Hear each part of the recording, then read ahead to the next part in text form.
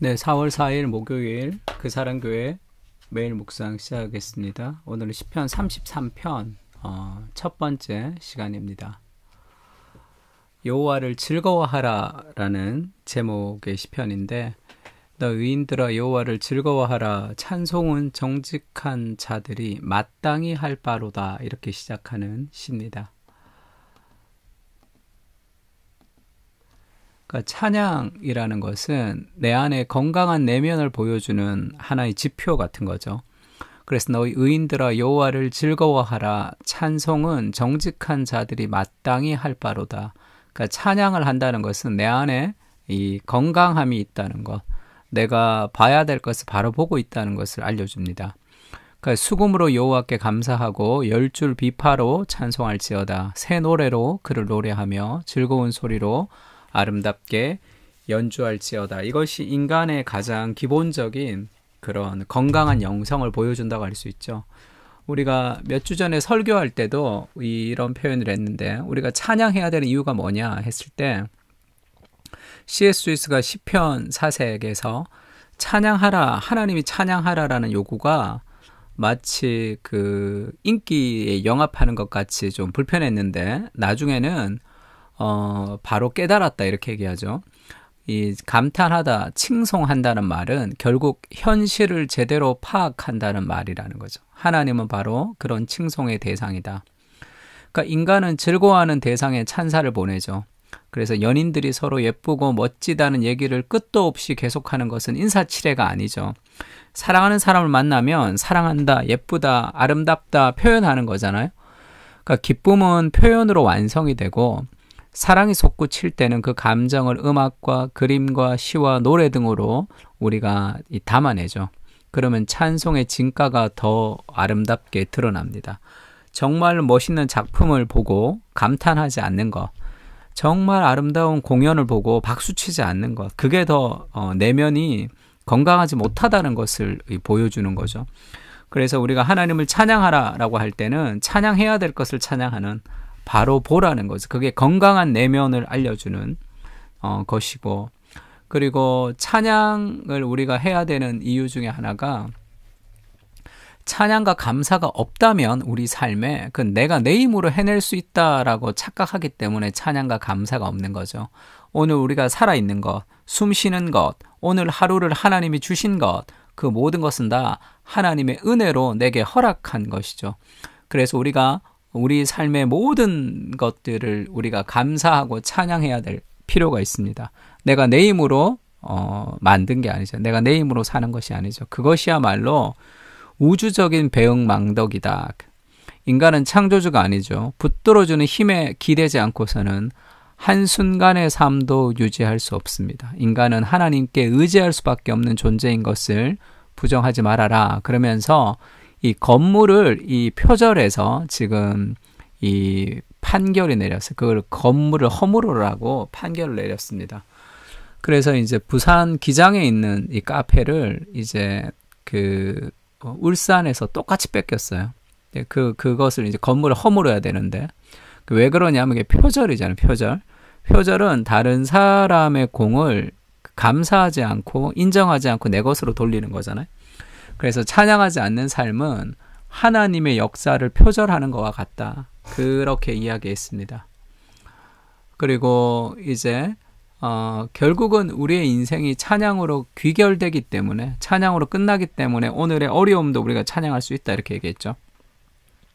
그리스도의 부활도 마찬가지입니다. 부활의 마지막 날에 영광스러운 하나님 나라가 있다는 확신을 가지고 오늘 시작된 하나님의 나라, 슬프고 눈물이 있지만 우리는 영광스럽게 끝이 날 것이라는 확신이 오늘의 힘을 주는 거잖아요. 그래서 기도의 끝은 찬양이고, 시편의 마지막 150편은 찬양으로 끝이 나죠. 시편의 결론은 우리의 기도가 찬양으로 끝나지만 시간이 걸린다는 걸 알려줍니다. 150편까지 가려면 시간이 걸린다는 거죠. 모든 기도가 찬양으로 끝나진 않지만 기도와 기도하는 삶은 결국은 찬양이 되죠. 기도는 항상 찬양을 향해 가며 결국은 거기에 도달하게 될 것입니다. 만일 우리가 기도 가운데 인내한다면, 울고 웃는다면, 회의하고 믿는다면, 씨름하고 춤추고 다시 씨름한다면 분명히 우리는 시편 150편에 이르러 벌떡 일어나 앙코르 하며 갈채를 보낼 것이다.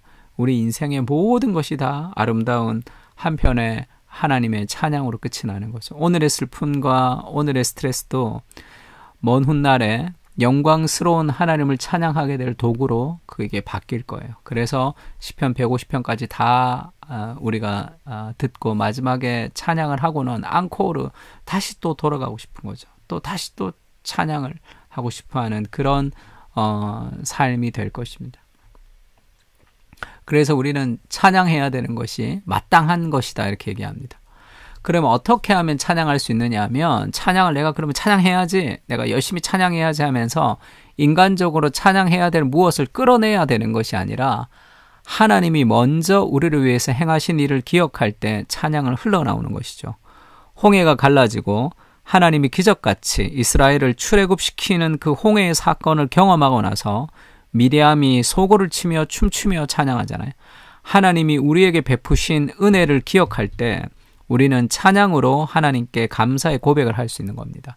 우리가 하나님을 찬양하기 전에 하나님이 먼저 우리를 위해 행하신 일들을 기억하는 거죠. 그래서 지금 4절부터는 찬양의 내용이 나옵니다. 왜 하나님을 찬양해야 되냐면 여호와의 말씀은 정직하며 그가 행하는 일은 다 진실하도다. 그는 공의와 정의를 사랑하시며 세상에는 여호와의 인자하심이 충만하도다. 여호와의 말씀으로 하늘을 지음이 되었으며 그 만상을 그의 입 기운으로 이루었도다. 그가 바닷물을 모아 무더기같이 쌓으시며 깊은 물을 곳간에 두시도다. 온 땅은 여호와를 두려워하며 세상의 모든 거민들은 그를 경외할지어다. 그가 말씀하심에 이루어졌으며 명령하심에 경고히 섰도다. 하나님의 말씀이 정직해서 그 일을 행하시는 그것을 찬양하는 거죠. 공의와 사랑으로 가득 찬 하나님의 성품을, 하나님의 역사를 우리가 기억할 때 자연스럽게 그 찬양의 내용들이 쌓여져 가는 거죠. 그러면 하나님이 우리를 위해서 행하신 일들의 가장 큰 핵심은 그리스도를 통해서 지금 우리에게 하나님이 일하신 것이죠. 그래서 바울은 깊도다 하나님의 지혜와 지식의 풍성함이여 그의 판단은 헤아리지 못할 것이며 그의 길은 찾지 못할 것이로다 이렇게 고백했습니다. 하나님의 일은 인간이 생각할 수 없도다. 깊다. 그 인간이 생각할 수 없는 하나님의 역사를 경험할 때 우리는 찬양하지 않을 수 없도죠. 깊도다 하나님의 지혜와 지식의 부요함이여 이렇게 고백하는 거죠. 그 핵심의 한가운데는 무엇이 있냐면 그리스도를 통해서 이루신 구원의 일들이 있습니다. 바울이 그렇게 얘기하죠. 그 뜻의 비밀을 우리에게 알리신 것이요. 이제까지 비밀로 되어 있던 그 비밀의 봉인이 풀렸다는 거죠. 그의 기뻐하심을 따라 그리스도 안에서 때가 찬 경륜을 위하여 예정하신 것인데, 때가 찬 경륜이라는 것은 하나님의 경영이라고 번역할 수 있는 단어입니다. 그러니까 하나님이 그리스도 안에서 어떤 계획이 있고 경영이 있는데 그 어떤 경영을 예정하셨다는 거예요. 그게 비밀이었습니다. 그걸 하나님이 알려주셨죠. 하늘에 있는 것이나 땅에 있는 것이나 다 그리스도 안에서 통일되게 하려 하심이라. 그리스도 안에서 하늘과 땅이 연결되는 것, 과거와 현재가 연결되는 것, 그리스도 안에서 온 우주가 통일되는 것, 그것이 하나님이 때가 찬 경륜을 위해서 예정하신 그 비밀이었다는 거예요. 모든 일을 그의 뜻의 결정대로 일하시는 이의 계획을 따라 우리가 예정을 입어 그 안에서 기업이 되었으니 이는 우리가 그리스도 안에서 전부터 바라던 그의 영광의 찬송이 되게 하려 하심이라.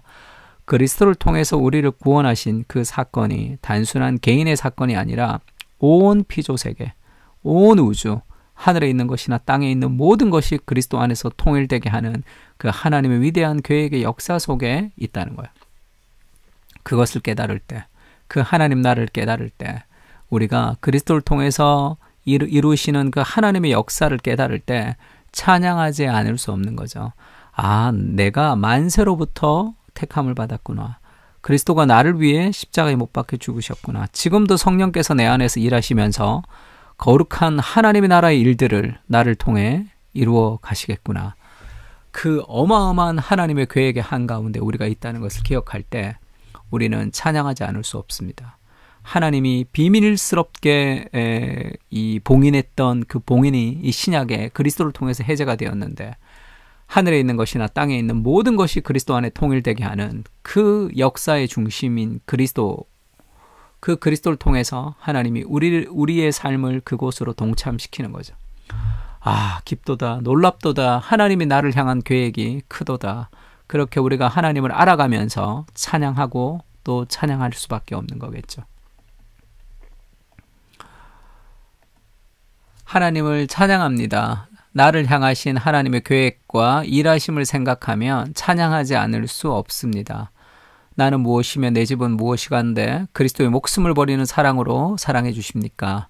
감당할 수 없는, 압도하는 그리스도의 사랑을 더 깊이 알아가게 하시고 마음을 다해 찬양하게 하여 주시옵소서.